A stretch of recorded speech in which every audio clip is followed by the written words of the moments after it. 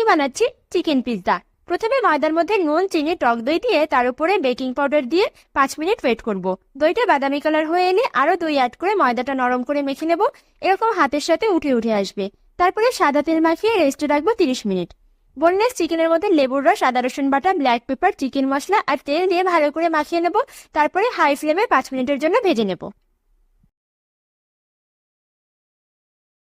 ময়দাটা আরেকবার ভালো করে মেখে নেব। বেকিং প্লেটে তেল ব্রাশ করে ময়দার ডো দিয়ে হাত দিয়ে চেপে চেপে প্লেটের উপরে ছড়িয়ে দেবো। এবারে একটা কাঁটা চামচ দিয়ে উপরের পার্টটা ফুটো ফুটো করে দেবো। তারপরে পিৎজা সস দিয়ে তার উপরে রং বেরঙের ক্যাপসিকাম, পেঁয়াজ আর চিকেন দিয়ে সাজিয়ে নেব।